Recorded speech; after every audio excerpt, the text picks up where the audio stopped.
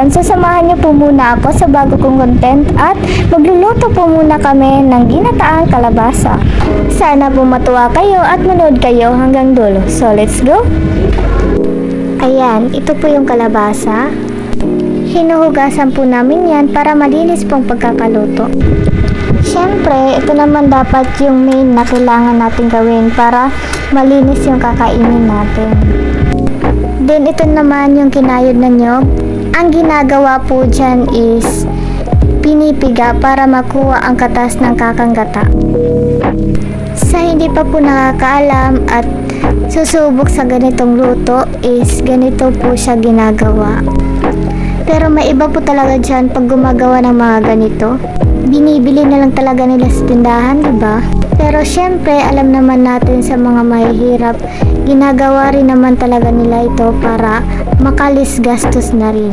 Pero syempre, pag kaya namang bilhin is binibili na lang talaga para hindi na mahirapan sa pagluluto ng mga ganito. Siyempre, very thankful din naman tayo kapag nakakapag-experience tayo ng mga ganito. For example na lang, diba, pag wala tayong pera. Pag wala tayong nadudukot sa ating bulsa, kaya natin magawa ang mga ganitong bagay. Kahit nasabihin pa natin na medyo mahirap itong gawin. So, proceed naman po tayo sa paghihiwa ng sibuyas, bawang at luya. So, ito na nga guys, mag-proceed naman po tayo sa pagluluto. Ayan, inuna po namin na isalang yung gata, sibuyas, bawang at luya. Ito na po yung kalabasa at ready na po yan ilagay. At saka pati na rin yung asin at oyster sauce. Tatakpan lang po muna natin ito at maghintay ng ilang minuto para kumulo. By the way po, yung pagluluto po namin ng ganito ay tansyahan lang.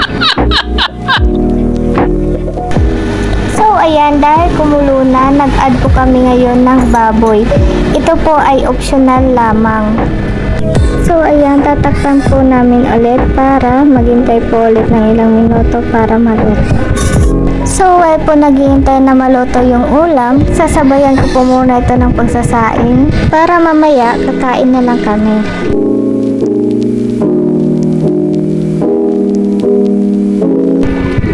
So dito po sa last part ng pagluluto natin ay naglagay po tayo ng kakanggata. Actually po wala pa akong video ng kumukulo na. Pero ito po actually yung niluluto natin ay ready to serve na. Ito lang po talaga yung way na ginagawa namin para pampadagdag lasa sa niluluto. Charan guys! Ito na siya! Luto na po yung ating ginataang kalabasa. Opak! Ang sarap niyan guys! Masarap naman tingnan, diba? Diba? Masarap yan! Siyempre naman guys, titikman natin yan kung gaano kasarap ba yung niluto natin.